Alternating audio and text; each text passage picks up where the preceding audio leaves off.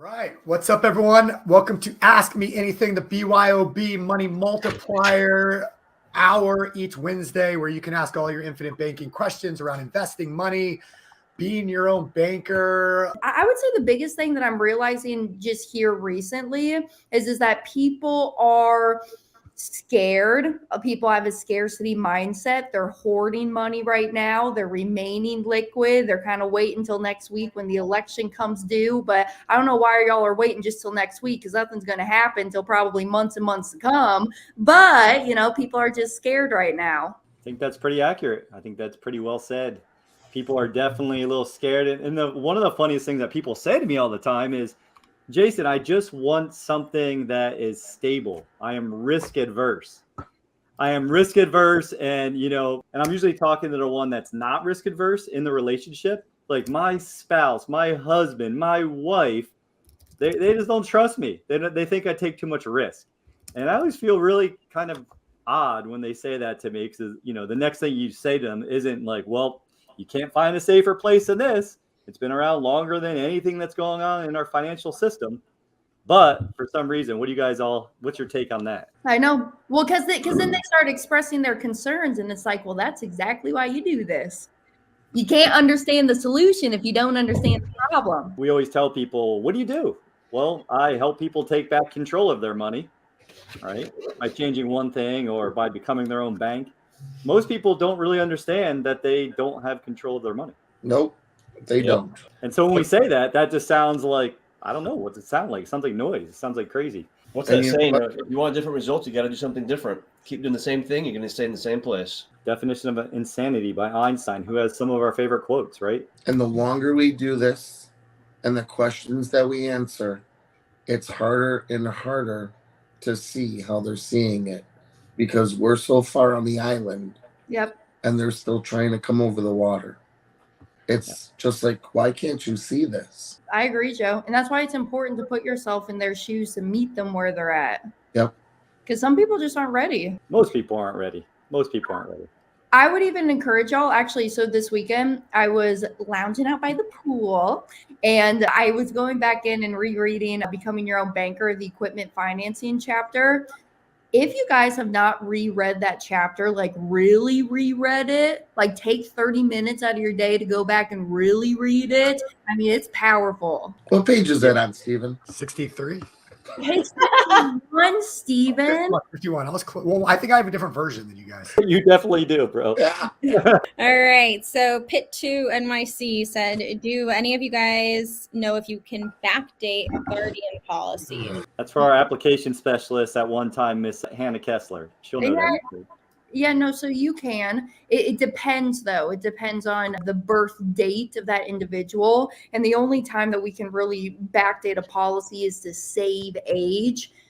So my simple answer is we just ask and then they'll approve it or not allow us to. Why do we backdate policies? We like to backdate policies because then you can put it at that back date, pay that premium. Now you're 6 months in advance. And then in the next 6 months is when your year 2 premium comes due. So then you can get more dollars into the policy without having to wait that full fiscal year. That's a new understanding for me. I didn't understand that. And I like how this individual is asking this question, because then it tells me that they're not afraid to capitalize their banking system. There is only so far we can go back, though. I remember when I started with Mass, I went back 6 months. Now it's only, 1 or 2, and it's only because of birth date? Well, depends on the company. Okay. Yeah, 6 months. J10, welcome back. Yeah, and this one's coming to you, Joe. So J10 says second lien HELOC balance of 140K. Yeah. Have another 100K available. Yeah. What is CF? Cash flow. Oh, my cash flow is 1,000 is going into the HELOC to pay down the principal. Yeah. Can and should I use some available funds to start a policy? What are you going to do with the funds once it goes into the policy? Are we going to put it into an investment? Then yes. So if you're going to use your 100K available, HELOC balance of 140, use that as a dump, back that up with an annual, we'll go in, take out the loan, put it into investment interest comes back in, puts it back into the HELOC. There's your circle. Can we argue too, does this still make sense if maybe we're doing like a debt consolidation? But he didn't say he owned debt. Yeah. So when we go into the second lien, the second lien is a little bit different than a first lien if we're going to encompass the mortgage also. So the second lien, I like to keep apples to apples, because when that interest comes in, they can use that to chunk down the mortgage also. So if they keep on going their normal day, their normal business, just utilizing the second lien as the investment tool, when that money comes back in, it'll just fund, and then they can do anything with the interest, running it through the policy, bringing it back around. And if you're interested in this strategy, this is something that we're going to be getting into in March of 2025 in Tampa, Florida. Perfect. That's what she said. Asks, do you recommend That's what she said, really. That's good. That's do funny. you recommend putting 100% of your money into the policy, or should you keep some money in the bank to pay bills? No, yeah. In fact, you can't even really do that by the insurance companies, because they won't let you do that, because that's too much risk for them and for you. And that's the short answer. But I had this conversation here about what is it, an hour and a half ago with someone, and I said, well, do you borrow from the bank, or do you pay interest on milk and gas and groceries? No. So why would you want to borrow from a policy and incur interest on those things? So this is the way I explain it. I want to ask the group here. This is the way I explain that. There's banking transactions and banking functions. A banking transaction is cashing a check, using your debit card, that kind of stuff. Whereas a banking function is the borrowing and lending of money. Infinite banking is about the banking functions. Does that kind of make sense? That's kind of why I've been explaining it recently. I always say we want to take advantage of the banks, not let the banks take advantage of us. Yeah, I like that. That's good. And when you look at it that way, it does make a lot of sense. Now, are you talking in year 4 or year 5? Once the policy becomes efficient and you're making more money than you put in, why wouldn't you be able to use it for your utilities? Well, yeah. And actually, I had that same thought too, because later on down the road, I want to use it. But really, my strategy is I'm going to use my policy values, go put the money to work in these investments. And then the cash flow that comes in from the investments, that's what pays my monthly expenses. But there are strategies later on that you can start withdrawing from the policy if you absolutely wanted to, or living off of policy loans to then supplement income. But I think it's a better strategy to go put the little green men to work and then have those pay you is the ultimate goal. Absolutely. Now, Brianna uses hers on a monthly basis. She puts everything on credit card, then pulls it out of the policy, pays her credit card off, and refunnels the money back into the policy. But she's been doing that. She's regimented. She's disciplined. She's not overspending. More money is flowing back in. Can you do it? Yes. Are there precursors? Yes. Can we use a HELOC? Yes.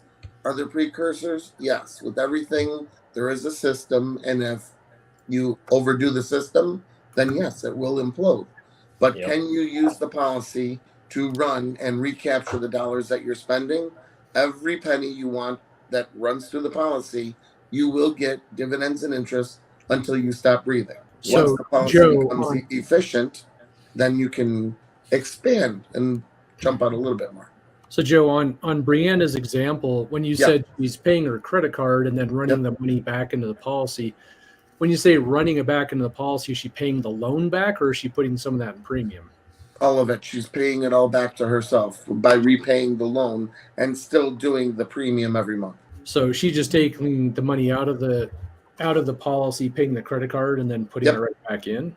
Yeah, when the money comes in with income, then she puts that back into the policy to pay back the policy, but still pays the premium every month. Kind of like velocity banking with that line of credit, which is the loan. Yeah, exactly. She's doing velocity banking, utilizing the policy. Exactly. Yeah, I've explained doing it that way before, like what you're talking about. But that, as you said, Joe, it takes discipline. Yeah. But I like Hannah's explanation too. Like down the road, you can do that as a strategy, but it takes time to do that. But I've had 3 people that didn't do policies with us, by the way. Somebody else did the policies, and they've imploded them because they started borrowing from them to pay expenses, but didn't have a plan or the discipline to pay the loans back. And eventually, $100,000+ loan, can't sustain it, policy goes away. And you don't ever want that to happen, because all of a sudden the big tax bill came down the pipe too that they couldn't pay, and etc. So, but that's we walk you through that so you don't do that. A way I like to think about it, and I love everything everyone said, is first start with your savings. So you got to keep your savings somewhere. Might as well put it in a policy. Then the money that you have in that policy, like everyone's saying, put that money to work. I used it to start an Airbnb, and then the profits that came in, I would either use that to repay loans or as new premium. So I like to think of it my savings, then profits with whatever I'm using the policy to make money with, whether I'm buying assets or building assets.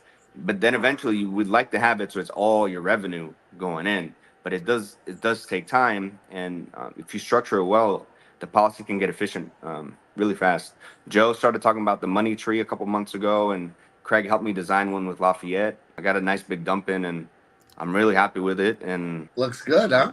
yeah, very happy with it. And now eventually I all the money that's coming into my jiu-jitsu, I'm gonna be able to start putting it all in my policies.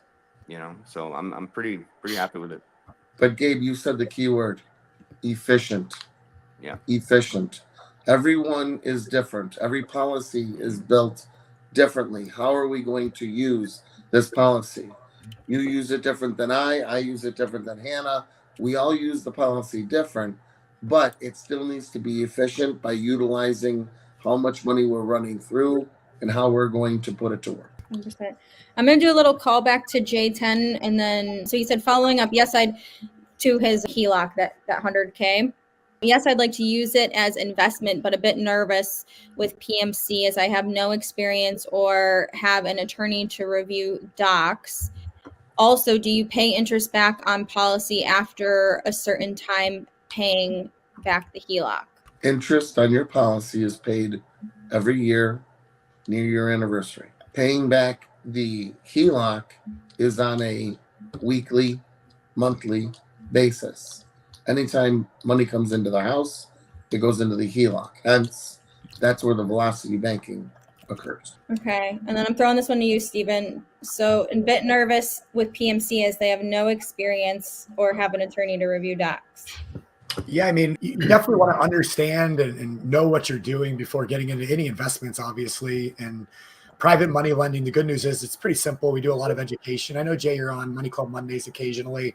Every Thursday, we do what's called the Private Money Club Quick Start webinar every Thursday at 1 p.m. And that's just weekly, hour-long education taught by Noah Harris, who's been in the business for 15 plus years and has done hundreds of deals and millions of dollars worth of deals. And he just shares education, experience, things like that every Thursday at 1 p.m. Eastern. If you really want additional support and more closely held support and almost one-on-one mentoring, we have the PMC Accelerator program, which is a paid course. So if you wanted to pay and invest in your education to really lock that in. But all right, David and Dorothy are saying, hi all, I was speaking with a fellow aviator who is unfortunately in 100,000 of debt, 30,000 of which is on credit cards. He's seeking solutions. Is anyone interested in speaking with him? David, Dorothy, we can pop in the round robin. I would share the training with them first, the money multiplier presentation, have them watch that. And if they're actually willing to put skin in the game, we can go from there. My picketers attacking me. Florida man. That is better than an Irish exit. Does that mean he's gone for good or what? Yeah, he is. Okay, so our round robin link, I'll put it in the chat, but it's mentors.beyourownbanker.com.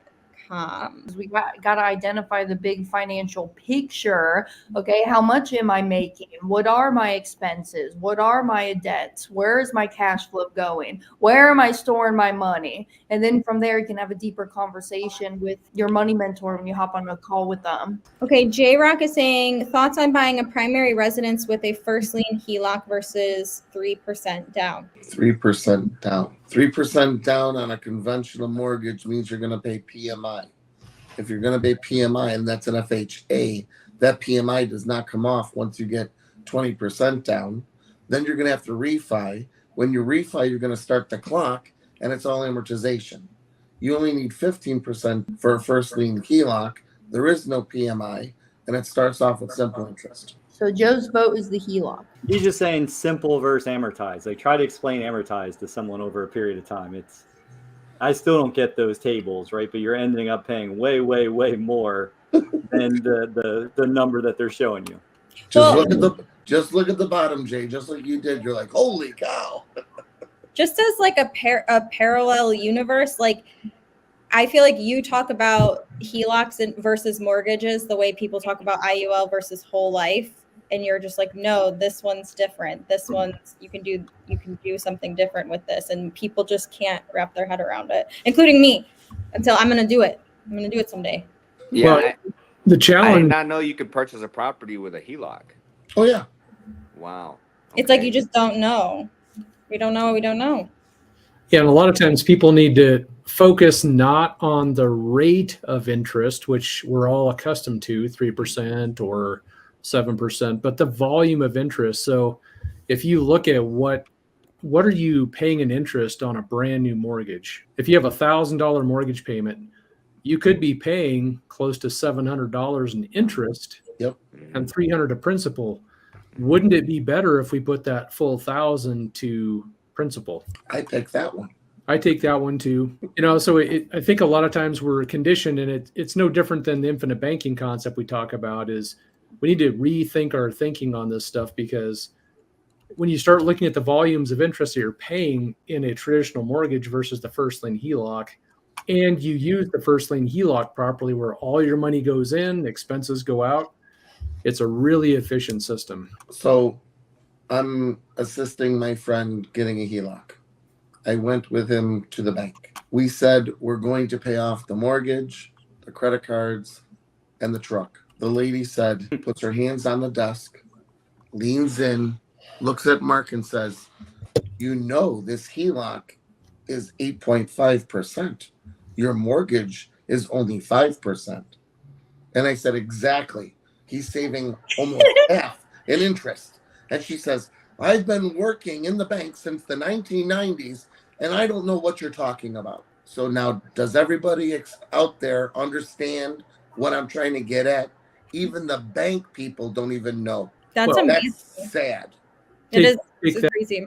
take that to another level, Joe, where how many real estate agents know about first lien HELOCs? There you go. Same thing. Yeah. Yeah, It's I not got my the real truth. estate license in 2017, and I never heard about it. It's not to beat up on the real estate agents, but it's one of those things that nobody knows about. So we're, just like that conversation you had at the bank, we just need to keep educating. Yep. That's why we're here. All right. So Ed is saying, my question is, I should be getting a minimum of $25,000 from a lawsuit due to a car accident in the next 6 to 8 weeks.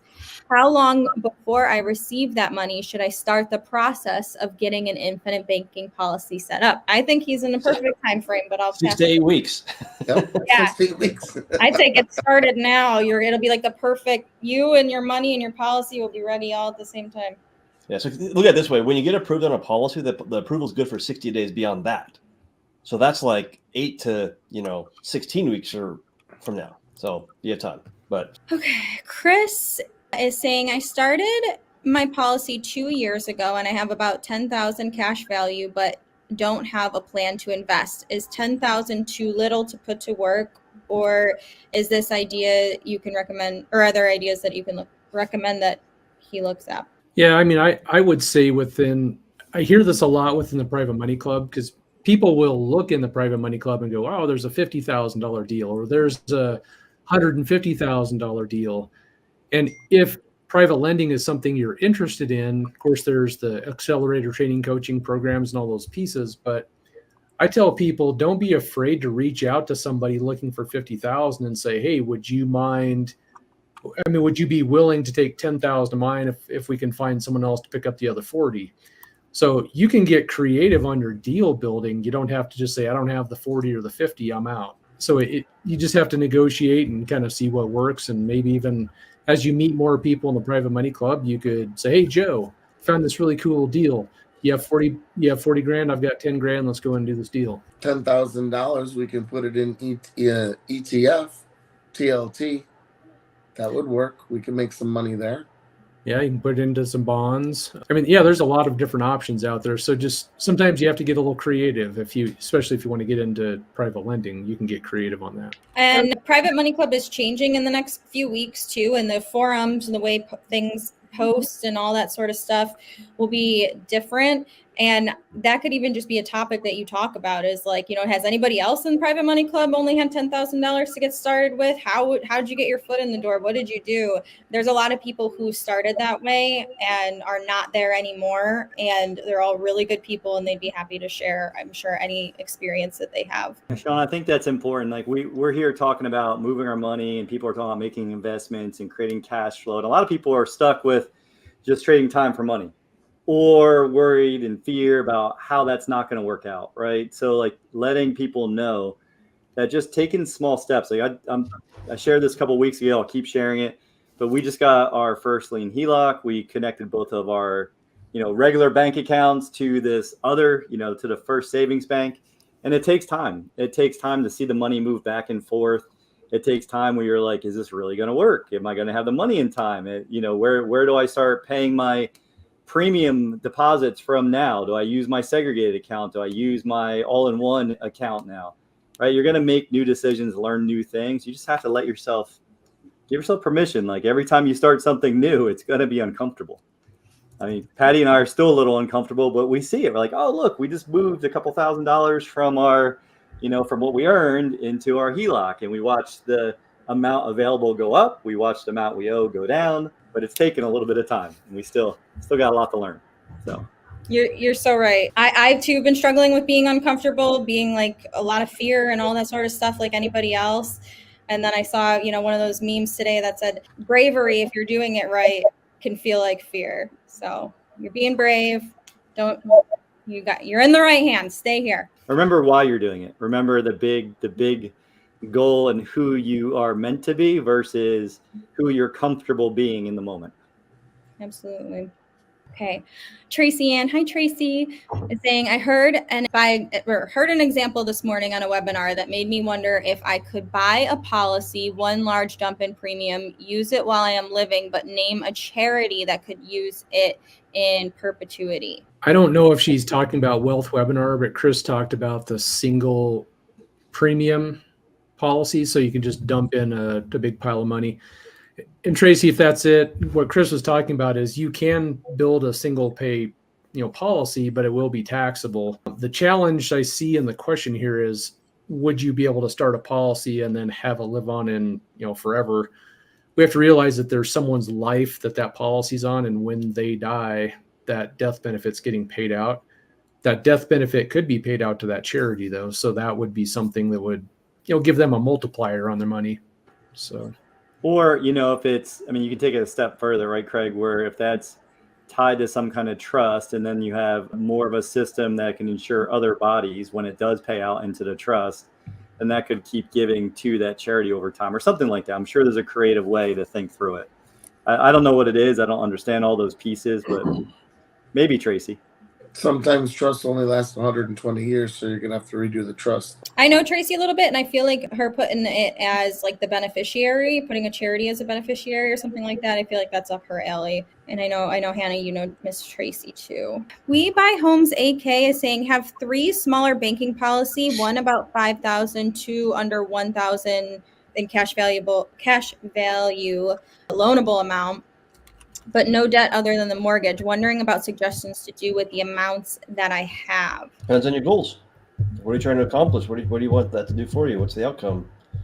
That's what I'm always trying to think of is, what do I want it to do for me? What am I trying to solve, and seeing how that fits. You can utilize it like a HELOC, use your policy like a HELOC, and do velocity banking and chunk down your mortgage and recapture it back in your policy.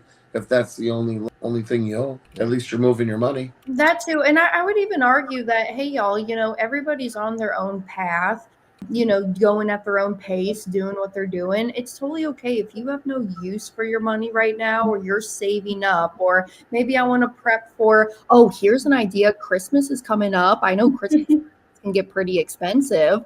right? So there's things that you can just look at as using the policy as it's just me warehousing my money here. This is my savings vehicle. And then when these opportunities present themselves, I now have this pool of money that I can go and deploy out somewhere. My first ever purchase I ever made with my policy, it wasn't until it was about 18 months into it. I purchased a $2,500 MacBook computer with it. I mean, and that was just my first ever purchase. It was just kind of sitting there and waiting to build up because I was just doing small monthly premiums. And then, hey, I needed a new computer. I wanted to upgrade from an HP to a MacBook. And so I just pulled from the policy to go do it. Sean, I was just going to echo kind of what your point was. If they've got, say, 5,000-6,000, not that they go spend it all on courses, but what if they were to take a private money club accelerator course and learn how to do private lending, investing in themselves, building up that cash again, and then now you're educated, you're ready to go out and build some passive income streams. So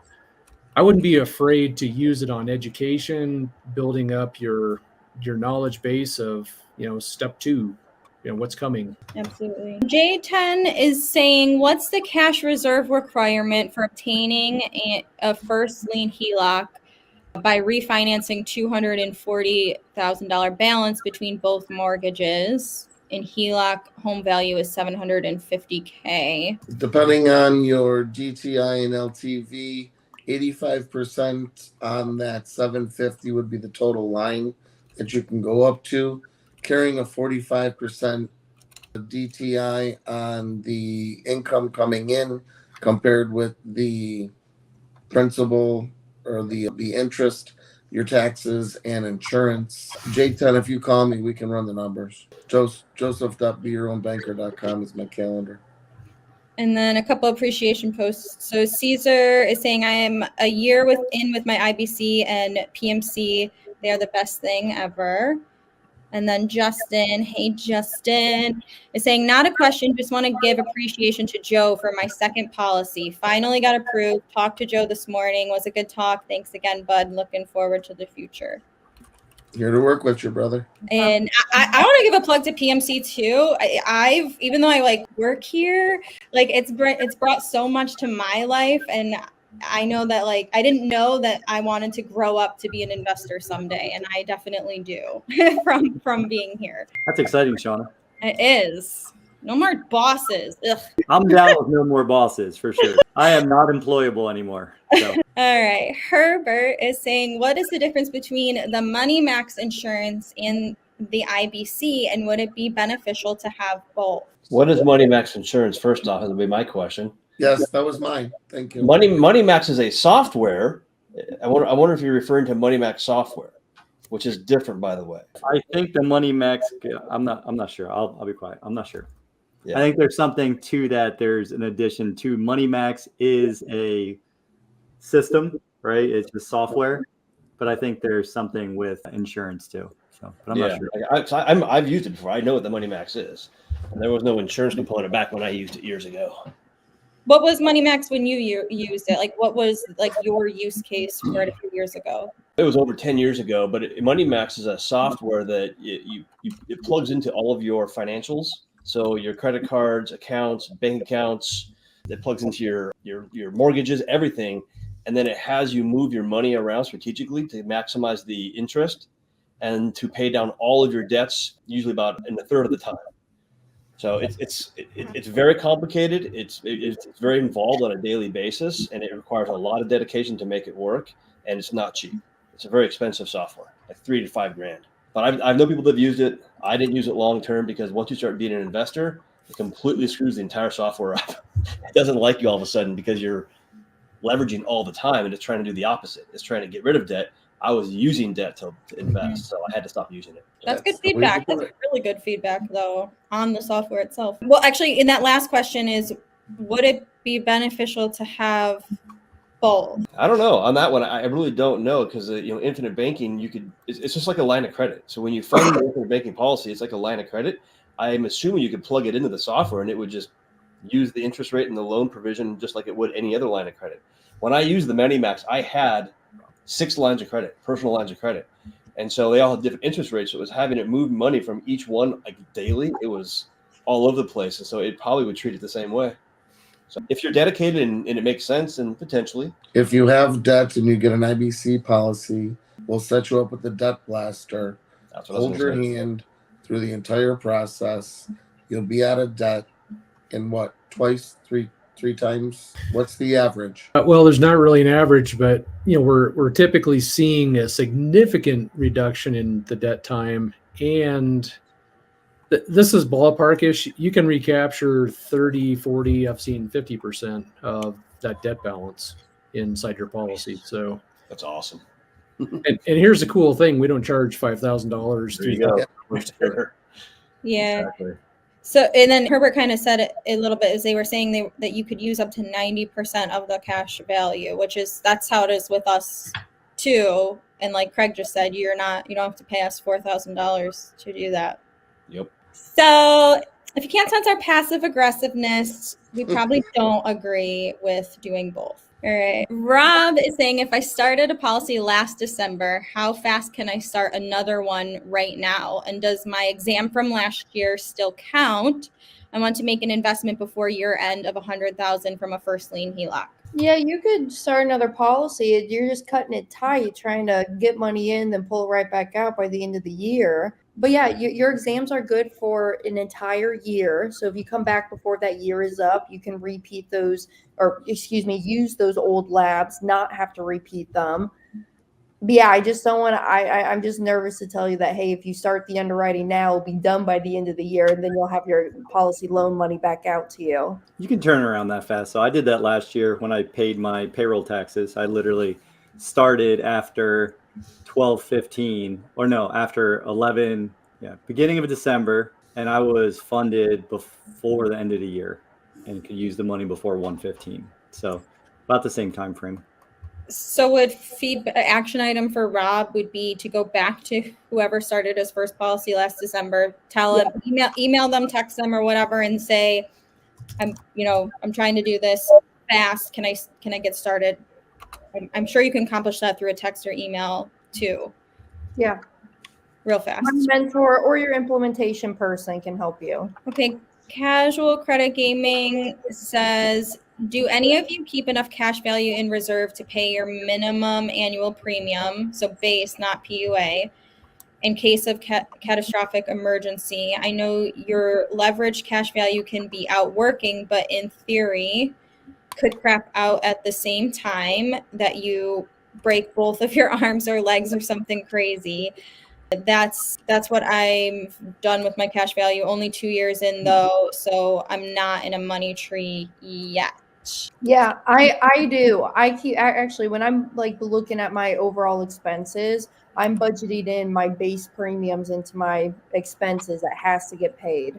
And so what I do is I keep 3 months of overhead in my checking account and 3 months of overhead inside of my policies. And that's money that I don't touch, because in the event that I need it, I got 6 months of overhead expenses covered. 100%. I was also almost in the position to have to take a loan to pay my premium this year, but something worked out and I didn't have to do that. But so we're right there with you. The other thing I'll add on that, Shauna, is they also have the ability to use the dividend to help pay down the premium. But that if it comes to it, you can look at those resources. But I like along what Hannah was saying, just have those reserves built in, have your emergency funds. Some folks like to be fully leveraged. I don't personally, but it's just gotta have some fluff in there. Life throws curves.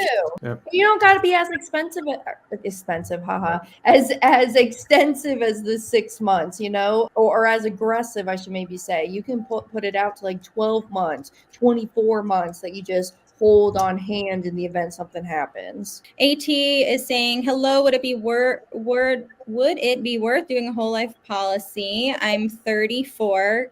Can't do any money down, can only do monthly payments. How much would it be for monthly payments? Here's my quick answer. Minimum is 10 times the age.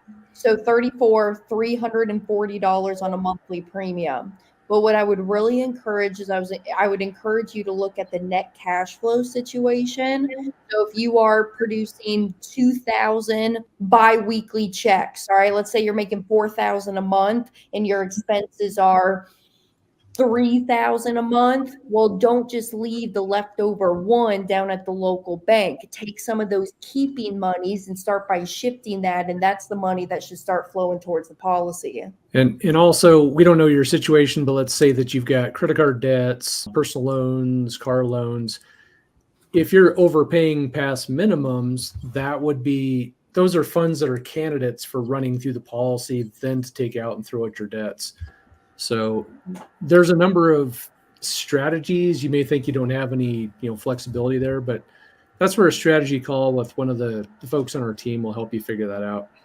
And I'm just saying, everyone needs to have Rocket Money on their phone, because if you're tracking this stuff, you won't be as anxious about it. And I've had 3 policies, and I've only done a dump in on 1. So you don't have to have money down or a dump in, as you explained it. David and Dorothy are giving another shout out to HELOC Joe. We have almost paid off our remaining 5-year mortgage in 1 year. Go figure. Go figure. Good job. And then Knight of Israel is saying, how would I determine which is better, starting a whole life or a HELOC for IBC? Both. Yeah. So do you want to hit on for IBC? Like, what is IBC? It's like the whole life. Your HELOC is going to be utilizing the money stuck in your 2x4s and putting it to work. And then we would run that through the IBC, which is a policy built upside down for banking and paying yourself first. And then we would utilize that into an opportunity to make you arbitrage, which is spread, to pay the opportunity cost of the HELOC. I love how you just said it was built upside down. I saw you. So interesting. Yeah. Upside down and backwards. Okay. It's the Chaos Crew. Said, can you please explain again what the beneficiary receives when insured passes, death benefit versus cash value? So we have to remember that cash value is simply an advance of the death benefit. So you're getting whatever the death benefit is minus your loans. So death benefit and cash value are not two separate things. It's just that you're getting an advance. If you have a $100,000 death benefit and you take out $25,000, you're getting $25,000 of your death benefit early. So if you pass away, the remaining 75 is going to be passed on to your beneficiaries. I like that explanation, Craig. I hear that all the time, and I always feel like it's missing something because people want to borrow against their death benefit without really understanding, like, hey, I have to capitalize the system first. But the way you just explained that, it made more sense. So. Oh, and then and to that point though, is if there are no loans, so it's just the death, right? It's still just the full death benefit, but the cash value is just always representative of what you have access to if you wanted to. 90% of that cash value. I like to say it this way. I don't know. It just makes sense in my brain. Because most of us adults, we've gone out there and purchased a property. And so, like, let's just say that your property is appraised at $1 million, but you have 500,000 of equity inside of it. You're not going to go and put your house on the market for 1.5. You're going to list it at the 1 million that it's worth or valued at. And so the same thing is kind of in the policy too, where the equity in your policy is the cash value and the death benefit is the true value of that policy. I don't know, if that's helpful. It is. And then we're out of questions and our time is done here. So I just want to say again, if you want a call with our team. I'm going to interrupt too, because Tess, I just freaking applaud you, Tess. Here's her comment. She says, if you reinvest your dividend, it purchases more insurance, or AKA paid up addition insurance, your paid up additions rider. Your death benefit grows just like your cash value. I think that trips people up sometimes, or it tripped me up. Early on, I didn't realize the death benefit grows too. So that's exactly it, because it's not just a level death benefit or level cash value. Every year when your cash value keeps rising, so does your death benefit keep rising too. And if you practice banking, you can intentionally make that happen depending on the company. You can add additional paid up additions back in your dividends by paid up additions, which is just taking a carbon copy of your original contract and just stacking them. So you're stacking a bunch of contracts. And if you need a good lesson on that, go to Nelson Nash's book, Becoming Your Own Banker, on page 51. I'm telling y'all that chapter is so powerful. I love it.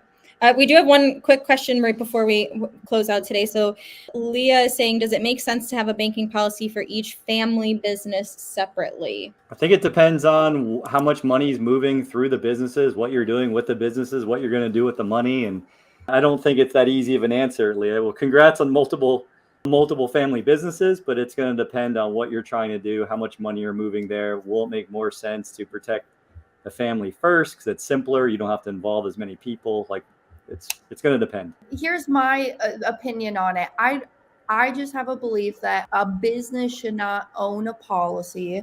You should own the policy, or your trust can own the policy. Yes, there's some plays in there. If you're working with someone like Greg and the corporate owned life insurance and different things, maybe it makes sense.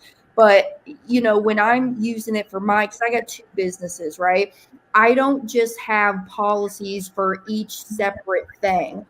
I look at it truly as like, this is me just walking into a Wells Fargo branch. It doesn't matter if it's on the Main Street location or the South Daytona Beach location. I can go to either one, and I'm going to go and pull from each one, whatever one that I want, as long as I got the cash value that's in there. And then I'll go and deploy it into my business ventures. And then my business will pay me back. I'll charge it interest, and that extra interest I charge myself can be counted as some tax deductions. But anywho's, I don't know. I just group them all together. I don't have separate policies for separate things, but you can, and some people like it. They like to be organized that way. Final question, I swear. How much would you start kids' policies if they're 13, 9, and 16-month-old? I know there is some stipulations about playing favorites that you can't. So Christian, those all kids will need to be insured in equal amounts. The amounts are really going to be driven from what your spouse potentially have in death benefit. When we connect, we can chat more about the specifics on that. And it's in equal amounts as far as the death benefit, right? Which that could be different for everybody based on their age. Like that 16-month-old is potentially cheaper than the 13. It'll be way less. It'll be way less because they have a lot longer life. So it'll be thousands of dollars a year less. So some companies look at kind of the amount going in, some death benefit, but we'll get you an answer when we chat. Perfect. And then to chat, you go to mentors.beyourownbanker.com. That's the round robin calendar. So you could pick a time that works for you, and you'll get one of our team members here. All right. We did it. Okay. Thanks, guys. Bye.